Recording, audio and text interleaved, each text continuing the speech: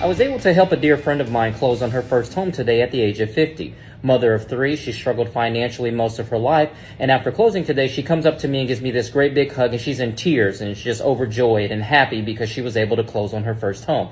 This definitely served as a reminder that goals don't have an expiration date. Hello everyone, this is your Suits and Vans Realtor man Marcus Smith, the founder and team leader of the Marcus Smith Real Estate Team at Keller Williams Elite in Oklahoma City. Today's Smith Talk Tuesday episode is really in response to one of my viewers who presented the question to me, how do I measure success? Which I was like kind of taken aback a little bit because, of course, success is measured and is going to be different for each individual. For example, let me back up. Are we talking personal success? Are we talking business success? But for me, success has never been measured by achievements or reaching goals, so to speak. Meaning, I never measured my success in terms of the number of degrees that I have. I never measured success in terms of how many houses I was blessed and fortunate enough to be able to close on. In terms of my real estate business. Success for me has always really been measured by my own happiness. And what I mean by that is am I happy with my life in terms of where I'm at right now? If I'm measuring success or answering the question now.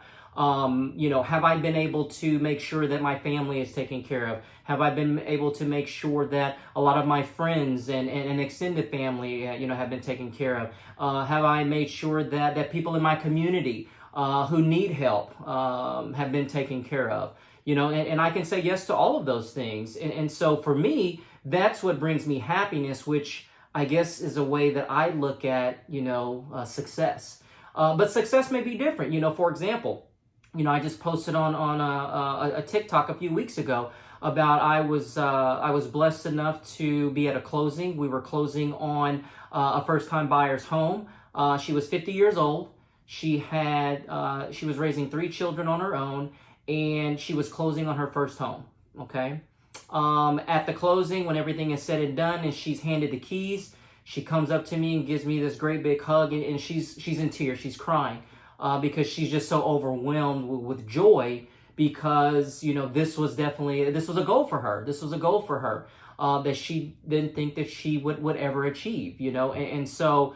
To be able to kind of sit back and look at, her story, look at, her journey, so to speak, to be able to finally buy her first home. Even at the age of 50, what really resonated with me was that goals don't have an expiration date, regardless of your age, regardless of your circumstances, you set that goal and you keep pushing and you keep persevering through adversity and you do what you have to do to be able to achieve whatever goal that you have set for yourself. And for some people, setting those goals and accomplishing those goals, that's success to them. But once again, to each their own. I measure success, very differently.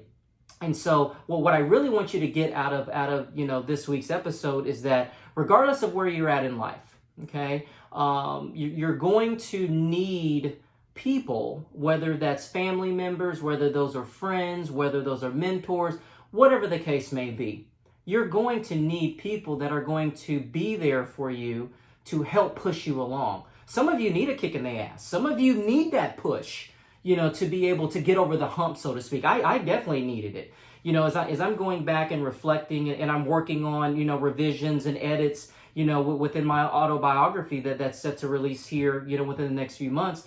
I needed people. There were people in my life that came into my life at a time where I needed them the most. I may not have realized it at that time, but reflecting back now, I definitely needed them, and they found me for a reason. Once again, I'll go into a little bit more detail in my book that's coming soon. But know that at the end of the day, you are going to need some people that are going to be in your corner, so to speak, that are going to be able to not be afraid to tell you the harsh realities in terms of, things that you should be doing or that you're not doing well.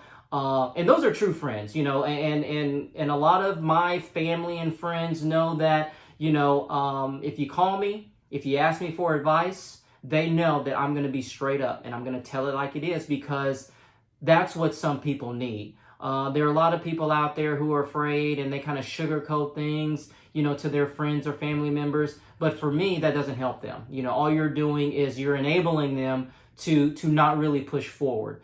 And so think about that. Surround yourself with people, with family, with friends that you can trust, that you know that are going to be supported. And that circle may be small, and that's okay. And that's okay. You know, I've learned in my 49, almost 50 years that having these small circles are perfectly fine.